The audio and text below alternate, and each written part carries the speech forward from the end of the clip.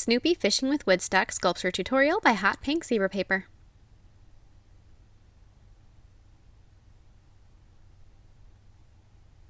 Hi guys, in today's video I'm going to be showing you the birthday present I made for my sister this year, and it's a little jar that's got Snoopy sitting on a dock fishing into the jar with Woodstock on it, and she and her kids all love Snoopy, and it's got their pictures on the outside of it, and I figure she can use this as a pen holder or something of that nature. This video is very, very long. My past sculpture videos, some people have said, have been a little too fast, so I made sure that this one was a slower pace for you so you can see everything I did in detail. I tried to explain it really well to you, so I hope it all helps you out, and don't forget to click subscribe to see all my future videos as well. So I'm using an air dry clay, so I'm going to begin by sculpting out Snoopy's head. So it's a two-part epoxy clay, so there's a hardener and then there's the clay part of it. So you mix the two parts of it half and half, and then you can work with it for a couple hours before it hardens. It's called Magic Sculpt, which a lot of artists have heard of and use. So now I'm going to be, so I have his head done, I sculpted in his smile, added his eyes, added his nose, and then any part of this guy you can stop and you can let it harden if you want to. After I've got his head thus far, I'm going to put a little wooden stick up where his neck will be, and then I'm going to keep adding little bits of it. I have two pieces that are the same size that I'm going to be using for his ears. So there's one half of it, and here is the other. So I've got two ears. Then I'm going to take and I'm going to use some water to help blend them in. So that's the great thing with Magic Sculpt specifically, is that it blends very, very nicely with water. And I know some artists, before I bought my Magic Sculpt, I read oodles of reviews on it, and a lot of people said that it was really hard to use and that it was so sticky and that, you can't get anything to work with it. Just add some water. If you are having any problems with this clay, use some water. I have a little bowl, not a bowl that I use for food, but a little bowl specifically for the water. And if you have something like that you can use and you have next to you, and if you wear gloves, which I would recommend with using this, just dip your hands in it, dip your fingers in it, get some water, keep your tools and your hands and your work surface, if you want to, very, very wet, or even a little squirt bottle would help. So now I've got the brim of his hat, and I cut off the extra stick, so I just sculpted a pretty flat piece for his hat. And I'm going to be adding his body. And this part, I actually got rid of the brim of his hat at this point. Like I said, let it harden any point you want, because, until it starts to set up, you can easily dent something that you're working on. So after I have his body and I re-put the brim of his hat on, let that dry, work on it the next day or later that day. I'm going to be blending the body into his neck, or blending his body into his head with his neck. So just take a little snake of clay, wrap that around, and then blend it up and down again. Use plenty of water. The hardened clay is slightly darker in appearance than the still malleable clay. So you can see where each part of it is, which makes it easier to work with, just because if you know that, you can see where you can blend it in and what's going to be hard as a rock. So I've got that neck blended out, and then you're going to want to add his arms, his legs, and his fishing pole. So I started out with his legs. So I'm just going to take and roll. I have two pieces of clay that are the same size, and place them down. Blend them into his body. Make sure that his feet stick up so that it's just not a straight out leg. So I just kind of rolled it with my hands, and I put my finger down where I wanted his foot to start, and then you can just sort of press it and you get that nice little leg shape. Add a couple little dents on the top of his foot for where his toes are. You don't have to sculpt individual toes. He doesn't have that much detail, but just little indents for the toes. And keep going back and forth. Every once in a while with any project like this, all of a sudden I see something that I want to touch up, and I go back and I'll randomly add a little bit here or there. So just kind of my process. I'm going back and blending out his legs. Again, use lots of water. You can definitely do this with a oven cure clay or something else along those lines if you'd like. I thought that the reason I used Magic Sculpt specifically is, so this is a birthday gift for my sister, and I wanted to make sure that it was going to be really durable and stand up to the test of time. And in my experience, Magic Sculpt is darn near invincible. I have a pair of shoes that I have a little skull sculpted on the back of them, and I have clunked my heels together. I am not I'm kind of a klutz. So, and those shoes have held up beautifully. I haven't had any issues, no cracks, no even scares with them, because this clay is just so so durable. Once it is hardened, it is a rock. So as far as this goes for my sister, I'm confident that she will have many loved years with her little Snoopy jar.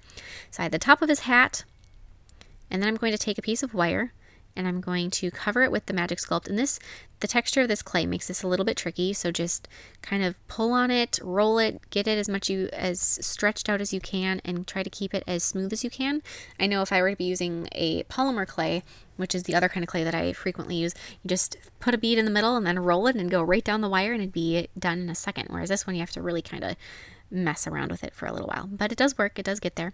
Then I'm going to take and I'm going to find something that's the right height. So I just have a little jelly jar, and I prop that up so that I've got the fishing pole sort of just sitting in his lap, and then it's at the right angle, or the angle that I want it, propped up on that jar, so that when it hardens, it's going to stay there and be at the right angle. And then I'm going to be making his little arms and his little hands, and I'm going to take and I'm going to make it so that those are holding onto the fishing pole. And once this starts to dry, those hands will hold up the fishing pole, especially once this clay gets a little bit wet.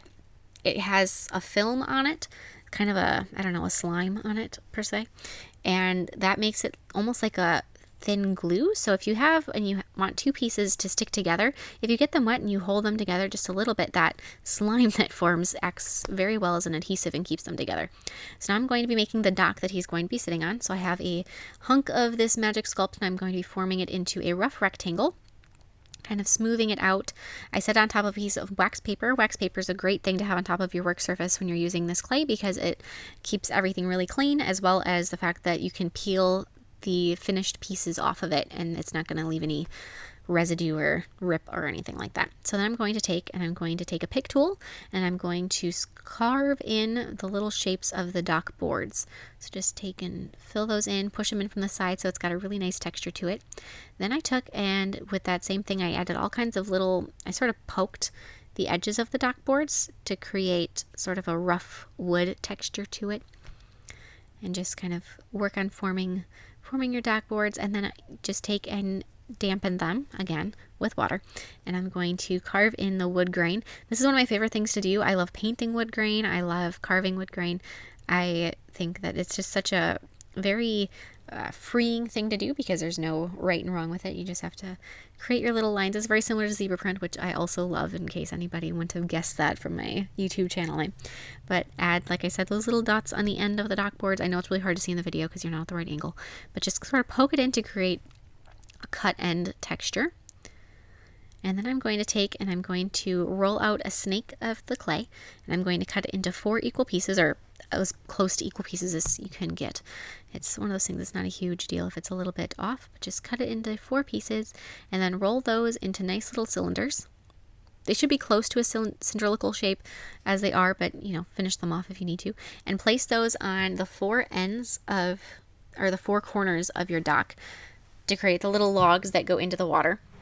So there's the first one. There's number 2. There's number 3, and then add the 4th one. And you want to make sure that when you're sculpting these, that they are small enough that you have enough room for your Snoopy to be sitting on the dock, but large enough that there's enough room for Woodstock to be sitting on top of it. So just make sure that you have kind of that in the back of your mind as you're working on these.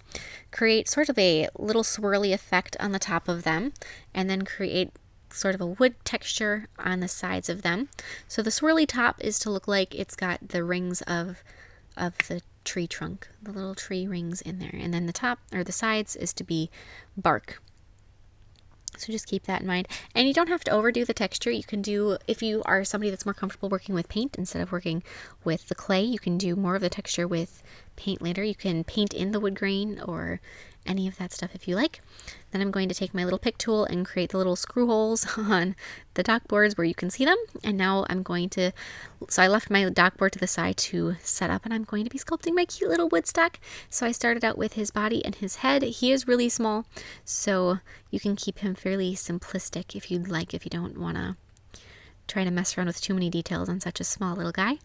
So add the little fluff to the back of his head with a pick tool is a great way to do that. So just kind of carve that out. Make sure that you carve it from both sides. The thing with a design like this is that it's 360 degrees that you have to be thinking about what everything looks like. So just keep that in mind, that you don't want to just do something to one side or the other side. And when you say add his eyes, you do want to make sure that they are close to the same size and placement on either side of his face. If they aren't, you can't really see both sides at the exact same time. So as long as it's close, if they're not perfect, nobody's ever going to be able to tell that. So it's a little peace of mind. I added his tail and his feet and his wings. So there's his cute little tail. Same thing, if you want to let him set up for a little while, I'm sorry, I'm off camera. Let him set up a little while before you start to add some of these extra details to him, just to make sure that you don't, say, ruin his head as you're adding his feet, then that is something that you can certainly do. Having a set of these little either clay tools or pick tools is a great thing for blending out this clay. And if you guys are wondering when I say pick tools, these are not pick tools that are meant for clay necessarily. I got them at a hardware store, but they are the perfect thing that I've been using for a long time. So I'm going to be making a little bobber, and first I just made a circle with the clay, then I add a little loop on the top of it, and that's pretty much it for this part of the bobber. Most of the details on that come with the paint. Just add a little loop-de-loop. So now so this is a jar that I am upcycling. So I'm going to fill in, it's got these little kid cutouts on it, and I'm going to fill those in. They don't have to be filled in perfectly or smooth for the design that I had in mind, but just to kind of cover them up so they weren't there. This jar I got at a resale store for 25 cents, and I was like, you know what, I can probably make something pretty good out of this. So that's where this whole design happened. So just fill that in with the clay. The great thing with working with an air dry clay and something like this is that you don't have to worry about knowing if the thing that you're working on is oven safe or heat safe, because it doesn't have to be exposed to anything like that to set up. So you can just add the clay to it, leave it overnight, and it's ready to go. So I filled in all those little people, and I also filled in the top where it said mother. I also thought it was fairly appropriate that this jar was a mother jar with three kid cutouts on it, because I was making for my sister, and in the end it has pictures of her 3 kids on it. So it seemed like it was an appropriate jar to use for the project that I had in mind. So there's that, finished all that. Then I'm going to take and I'm going to tape some wax paper over the 3 places where I want my photos to be. So I cut them out to be about the same size as a wallet size photo. And I just taped those over so that I had a kind of idea of where my frame was going to be. I'm going to sculpt my frame, starting out with making a nice snake of clay, and then laying that so that it hit the edges of 2 pieces of wax paper at a time for that middle one, then cut off the extra. And then I tried to make it look the same as the dock boards that I used on the dock. So I carved in my little wood grain, and I added another one, and keep going through with all these pieces. Sometimes the wax paper didn't want to stay down on the jar.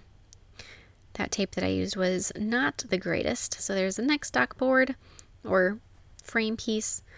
Add some water, carve in the wood grain. Then you're going to want to add the ones that are on the ends, but you're also going to want to add the ones that go across the top. So here's going to be the next one. And when you're doing this, one thing that I did is I just mixed, like I said, it's a 2-part epoxy clay, and it's kind of it's a personal opinion whether you want to mix enough that you think you can finish the project that you're working on, or at least the step of the project that you're working on, or if you want to do little bits at a time. And my method is to do little bits at a time. That way, if I don't waste any. But if you want to just mix it all at once, that's another option. Just different things to think about. So now when I did the tops of the frames, I carved in the names of my sister's kids. So for the middle one, I carved in the name Devin, because he is the middle child.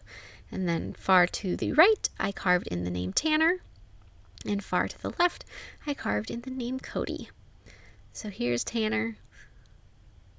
Just like that. Go to the other side, add the last little piece and I didn't do the wood grain on those sections just because I didn't want I wanted the names to be more easily visible, and if you had the wood grain, it would just make it a little bit more confusing. So there's that. Then after those frames have hardened, then you can peel out the wax paper, and then we can start to paint. So for my Snoopy, I started painting the fishing pole. And I started to paint, so when you're doing this, you kind of want to paint the things that are like the most inside, so that if, like when I'm painting the fishing pole, I hit his arms and his legs and his stomach. And so you want to start with that part that you're going to most likely get paint on other things first, and then sort of work your way out. So after I had the fishing pole done, I went through and I painted his head, his legs, his arms, his body, everything with white. I also painted his ears with white. If you do not want to add the white to his ears, you can skip that because they are painted black, but I didn't want there to be any of that raw clay appearance showing through, so I want to make sure everything got hit with some color. And if you look at a Snoopy cartoon, not like the stuffed toys as much, but the cartoons, the ears are white and then they have little black scribbles in them instead of being just solid black. So if they are painted with a layer of white first, you can add those little scribbles, and I think it looks more iconic and more like the original Snoopy than if you were just to paint the entire ear black. Then you can just keep going, and it's really hard to get all the nooks and crannies around, so just turn your Snoopy in all kinds of different angles, upside down, to the left, to the right, and you might need to use a couple different brushes to try to get in all those little nooks and crannies, and it's kind of a process. You might need to do a couple coats of paint, and you might find areas you missed when you're doing the subsequent coats as well. So then for his hat, I painted that with a really kind of a mossy green. I wanted to keep all of this very neutral tones just to kind of keep with the fishing vibe. So then I paint the underside of the brim of the hat, and then I'm going to be adding the black details, so his eyes, the scribbles on his ears, fill in his nose and his smile, all of that fun stuff. There's the scribbles on the other ear. And make sure you let your paint dry pretty completely before you do the next stage. Add a little spot on his back, little stripe on his tail. Add the little lines on his paws for where his toes are. A couple little stripes on the bottom of his feet. Fill in his nose. And I didn't do his entire smile because when you look at the picture, it just kind of goes just where his smile tips up, so that's what I did there. Then I added an orange stripe across his hat. And if you guys are doing this and you have, I know some people have like a lucky fishing hat, I would definitely personalize it for that. I'm going to be painting the dock, starting out with brown. Just fill in, and you might want to use some thin brown paint. So if you are using a heavy body paint, I would dilute it a little bit so it can sort of tuck into all of that wonderful texture that you sculpted in. If your paint is too thick, it's just going to flood all of that beautiful texture, and it's going to just kind of get rid of it, and that would be a really unfortunate waste of time.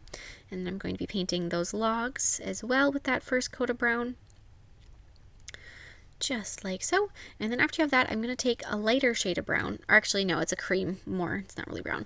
I'm going to be painting the tops of the logs. Same thing, you don't want your paint to be too thick, you want it to just sort of very lightly brush over all of that. And then I washed over my dock with diluted brown paint, so it's almost more like watercolor, and that's going to bring all that texture really to the surface, and it's going to make all of your hard work really show off.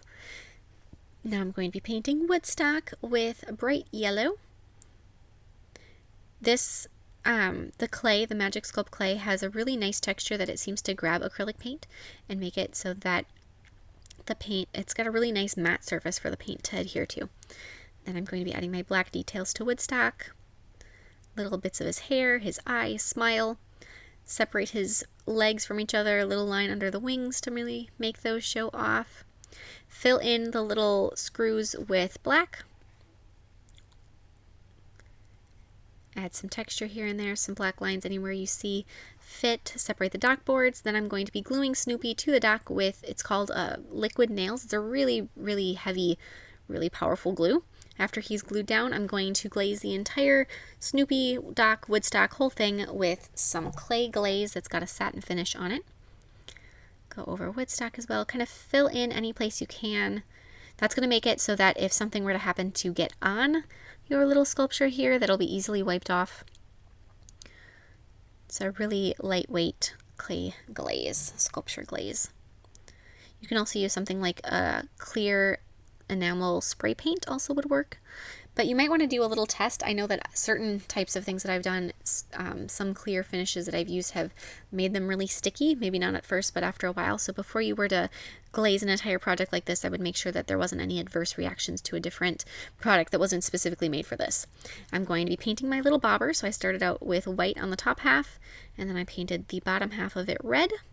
And the bobber itself, you don't really see it actually in any of the pictures, but it's inside the jar, and it's what holds the string down so that the string is nice and taut.